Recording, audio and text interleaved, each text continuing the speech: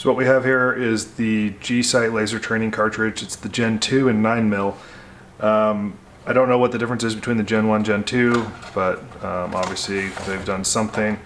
When you unbox it, you're getting this little cartridge here with 3 batteries. They're obviously already in the cartridge, so we don't have to worry about that. But this is how it comes. And then you just pop it out of there. You know, it'll show you.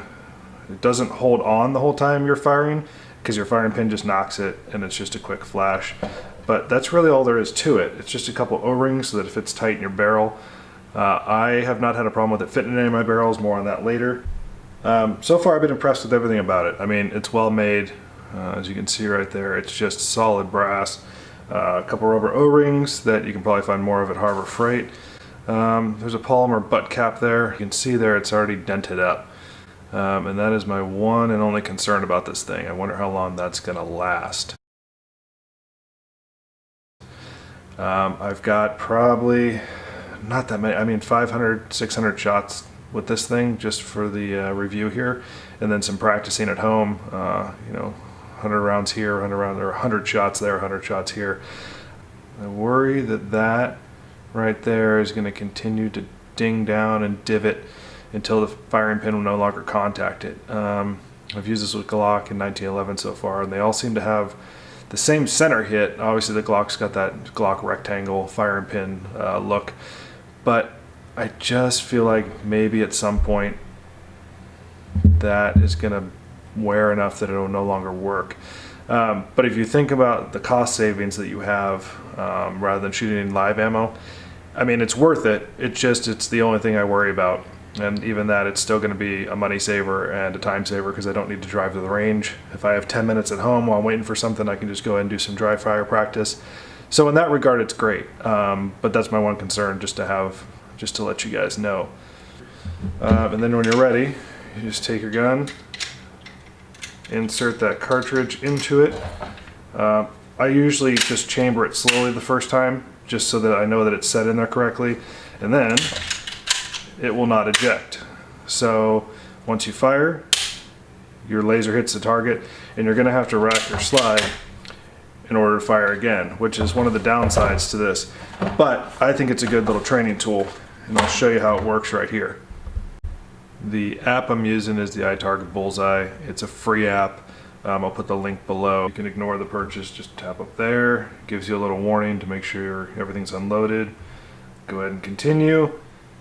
And then it gives you this screen. Obviously with the front of the phone there, you'll go ahead and put it on whatever target you're using.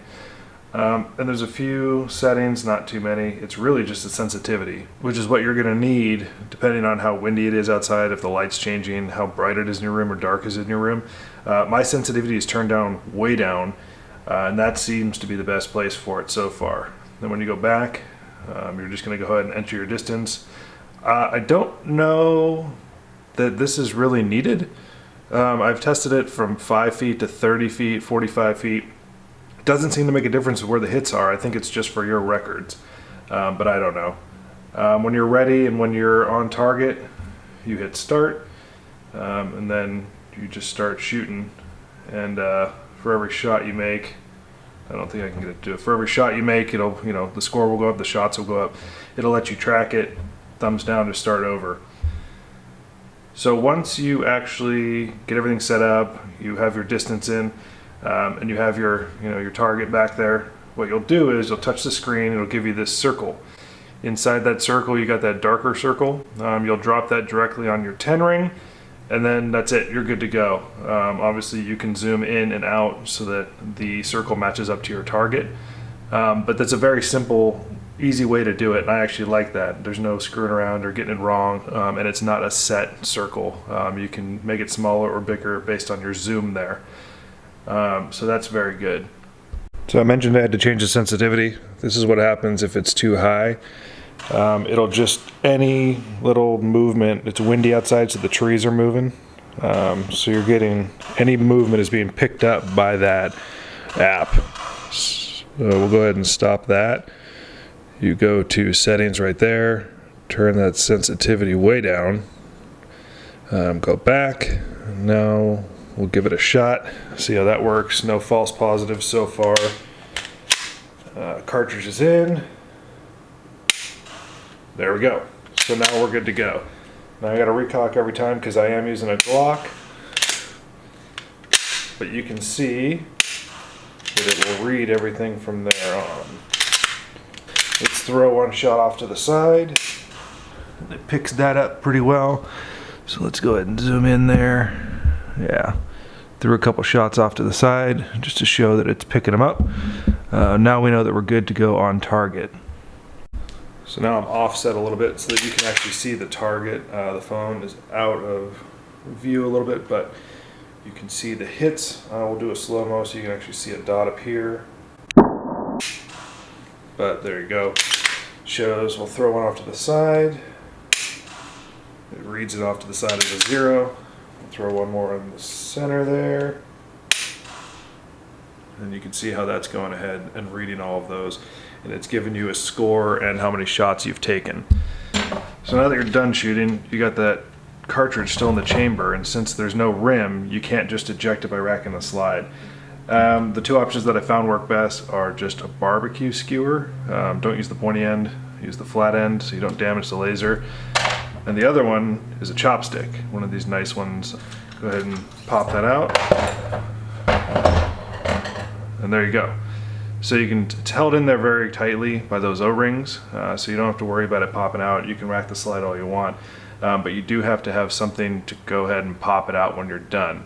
That's the only thing. So 9mm, obviously a little bit smaller. 45, you can use anything, a pencil, a pen, most of those will fit. Obviously there's no recoil, so that's another downside because you're not getting back on target after the trigger pull. You're pulling the trigger, you don't get a reset because it doesn't cycle the slide, so you don't get to ride that trigger out for the reset. So that's another downside unless you rack the slide and then slowly, ride the trigger out. You can do that, but it kind of takes you off target. It breaks your habit of firing, reacquiring, firing, reacquiring, and that's a downside. But it lets you practice trigger control, draw stroke, all that stuff. So that's the trade-off. Like I said, I think this is a great product. I would buy it again if I lost it, broke it, and I think it's a good option for those of you that want to practice at home. So I hope you liked the review. If you have any questions, leave them below. I will link the write-up below, the Amazon website where I bought this, and as well as the G-Site website and the iTarget website. That should all be in the description below. Thanks.